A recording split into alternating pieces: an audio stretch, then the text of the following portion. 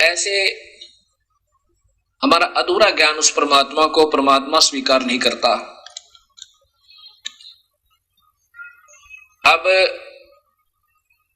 वो भक्तात्मा जो राधा स्वामी से उपदेश लिए हुए है असमंजस में है। कहने लगा महाराज जी, अभी तक तो हमने ये सृष्टि रचना नहीं सुनी थी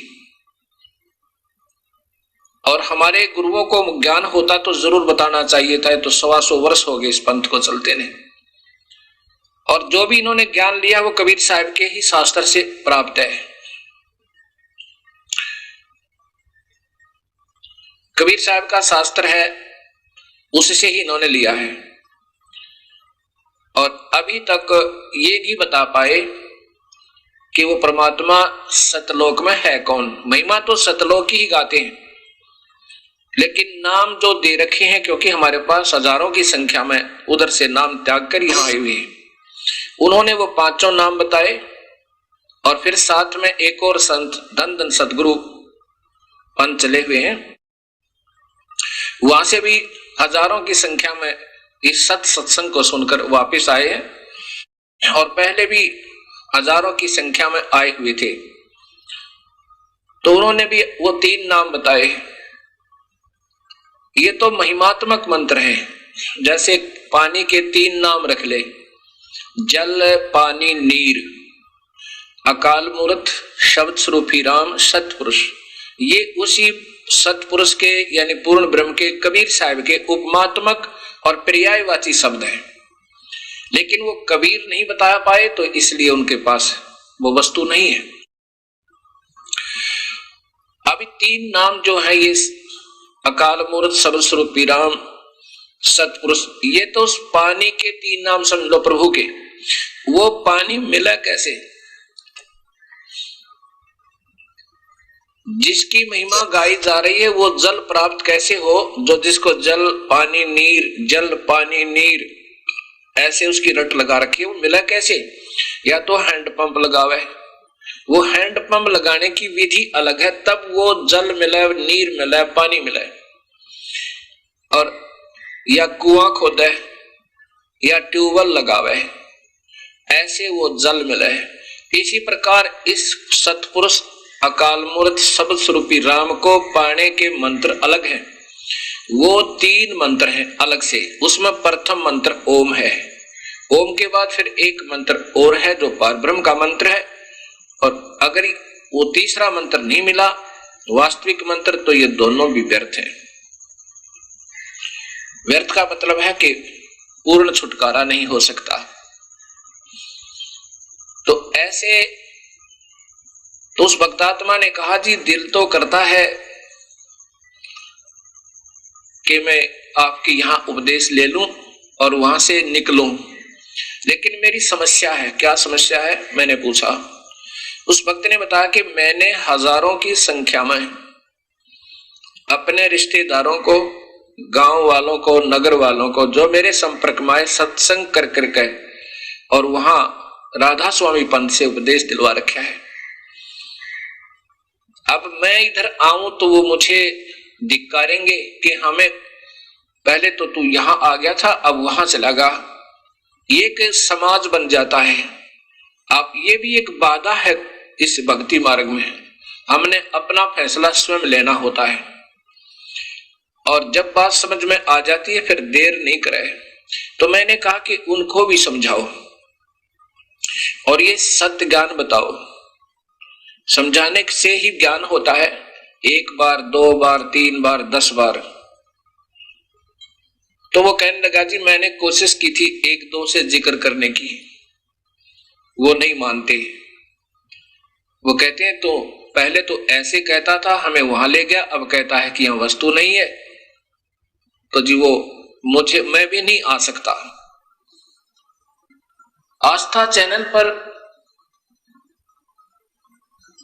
सत्संग सुनकर बहुत भक्तात्माओं की बहुत ही अच्छी भावना व्यक्त हो रही है, और सभी कह रहे हैं कि ऐसा निर्मल और सत्य ज्ञान और शास्त्रों में उपलब्ध अभी तक समाज के सामने क्यों नहीं आया। इसका कारण तो भक्तात्मा स्वयं ही फैसला करेंगे, अच्छा लगेगा।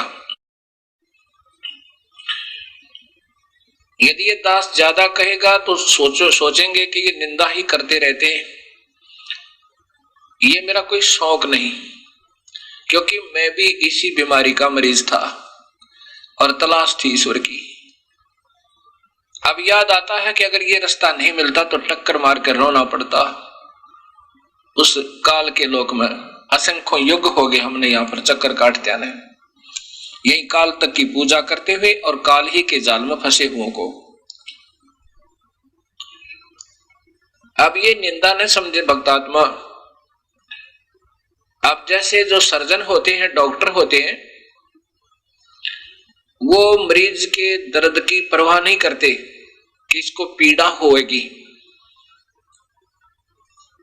मान लीजिए कई अनजान जो कंपाउंडर होते हैं, कंपाउंडर भी नहीं कह सकते हम उनको, जो इस बात से डरते हुए कि कहीं इस मरीज को दर्द हो और ये नाराज हो जावे और कल को तेरे पास ड्रेसिंग कराने ना आवे, अर्थात पट्टी ना करवावे। वो कंपाउंडर भी नहीं होते, वो लालची होते हैं, पैसों के पुजारी। वो उसका जीवन नहीं देखते मरीज का कि इसको अब थोड़ी सी पीड़ा हो जाए तो अच्छा है, ना आए तो ना सही, इलाज तो सही होगा।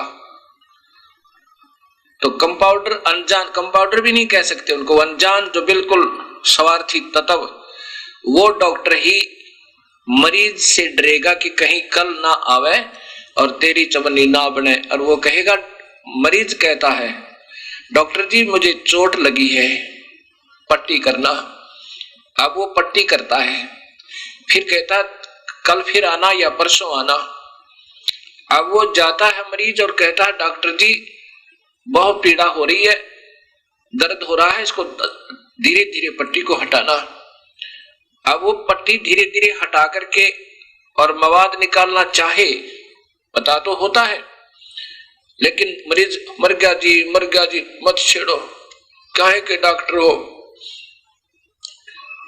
तो वो बेचारा सोचे कि कल ना आवे तेरे पास ये मरीज और तेरी चवन्नी ना बने। ऐसे ही अच्छा भाई, पट्टी की और बांध दी ड्रेसिंग जा। फिर आया, फिर बांध दी, 1 महीना लटकाता रहा। जब नहीं आराम हुआ तो पहुंचा उस सर्जन के पास जो वास्तव में डॉक्टर था। वहां भी जाकर के मरीज ने कहा कि डॉक्टर जी मुझे पीड़ा बहुत हो रही है। कहा बेटा एक बार और होएगी थोड़ी सी, फिर नहीं होएगी। वो कहता नहीं जी दर्द नहीं करना, नहीं जी दर्द नहीं करना। दर्द तो बेटा एक बार थोड़ा सा होएगा और होएगा, फिर नहीं होएगा। उखाड़ के उस पट्टी को और दबा के ऐसे धीरे धीरे उसका निकाल का मवाद और फिर बांध का पट्टी भरकर दवाई जख्म के अंदर और कहता बेटा परसों फिर आना। तीसरी पट्टी में ठीक हो गया। एक बार रोया मरीज, दुख भी हुआ, दर्द भी हुआ, लेकिन डॉक्टर का शौक नहीं था उस मवाद में हाथ दसाने का या उसकी आत्मा दुखाने का, लेकिन उसका परम कर्तव्य बने था, नहीं तो टांग कट जाती उसकी अगर वो ठीक से इलाज नहीं करता। तो आज भगत समाज को ऐसे ही पट्टी की जा रही है। कोई बीड़ी पी रहा है, पीता रहे, संत जन स्वाभाविक कहते हैं ऐसा नहीं करना चाहिए। मांस खाता है, मांस खाता रहे, और शिष्यों का पूरा समूह, जन समूह उपस्थित होना चाहिए ताकि हमारी महिमा और प्रभुता बनी रहे कि बहुत ज्यादा शिष्य है। ये संत की पहचान नहीं होती कि ज्यादा ही बहुसंख्या में वहां एकत्रित हो। संत की पहचान ज्ञान से और फिर समाधान से ऐसी ही हो सकती है। अब हमने बहुत से भक्तात्मा हमारे से मिले, उनसे पूछा कि तुम पूजा भी कर रहे हो अन्य देवताओं की और गीता जी को मान रहे हो कि सर्वश्रेष्ठ शास्त्र है, आपके गुरुजी भी मानते हैं, और फिर ये पूजा तुम्हारे गुरुजी ही बता रहे हैं और तुम कर रहे हो। तो इससे सिद्ध हुआ कि तुम आपके गुरुदेव इसलिए नहीं मना कर रहे क्योंकि कहीं तुम कल को ना आओ और वो भीड़ कम हो जावे। नहीं तो गीता में लिखा है कि भूत पूजने वाले भूत बनेंगे, श्राद्ध निकालने वाले पित्र पूजने वाले पित्र बन जाएंगे, वो दुख उठाओगे, 84 लाख दुनिया भोगेंगे। मना किया गीता में, ऐसा कभी मत करना। ब्रह्मा विष्णु महेश अर्थात तीनों गुणों तक की पूजा को गीता में नकारा किया है। ब्रह्मा विष्णु महेश अनादरणीय नहीं है, आदरणीय है लेकिन पूजनीय नहीं है। जैसे वृक्ष की जड़ की पूजा की जाएगी, अक्षर पुरुष एक पेड़ है, निरंजन वा की डार और तीनों देवा शाखा है, ये पात रूप संसार। शाखा को नहीं बीजा जाता, शाखा को मिट्टी में नहीं दबाया जाता, मिट्टी में जड़ दबाई जाती है और जड़ में ही पानी डाला जाता है, खाद डाला जाता है, अर्थात पूजा की जाती है। उससे फिर टहनियां प्रफुल्लित होकर के उसमें फल लगते हैं। ऐसे ही मूल परमात्मा कबीर साहब की पूजा करके हम इन ब्रह्मा विष्णु महेश से लाभ लेंगे। हम पूजा उल्टे तरीके से कर रहे थे, अब अनादरणीय नहीं है, क्योंकि हमें लाभ इन्हीं से मिलेगा। कब मिलेगा? जब हम पूर्ण परमात्मा कबीर साहब की पूजा करेंगे, पूरे संत का नाम लेकर। ऐसे अब जब एक बार तो भगत समाज को दर्द जरूर होगा कि ये महाराज जी सबके ही नशे पकड़ रहे हैं, सबको छोटा बता रहे हैं, घटिया बता रहे हैं। घटिया तो बिल्कुल कोई शब्द भी प्रयोग नहीं करूंगा, शास्त्रों में जो लिखा वो अवश्य बताना चाहूंगा।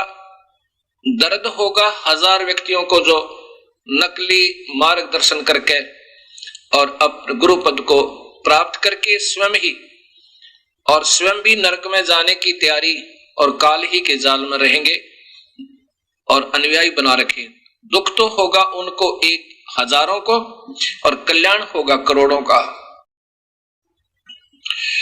इसलिए ये दास का शौक नहीं, मजबूरी बन गई, क्योंकि मैं इस मार्ग का सर्जन बन गया। मेरे गुरुदेव की कृपा से अपने कबीर परमात्मा की रजात है। अब मैं गलत नहीं बोल सकता, जो शास्त्रों में लिखा है वो प्रमाणित है। शास्त्र केवल वेद और गीता, ये तो ब्रह्म तक की साधना के प्रमाणित ग्रंथ है, ये संविधान है। इससे अलग कोई संत नाम देता है, कोई मंत्र देता है, ओम नाम से अलग कोई मंत्र देता है, वो मंत्र नहीं है। चाहे वो ओम भागवते वासुदेव नमः है, चाहे वो ओम नमः शिवाय है, चाहे वो कोई भी दे रहा है, केवल ओम मंत्र ब्रह्म साधना का सर्वोत्तम मंत्र है।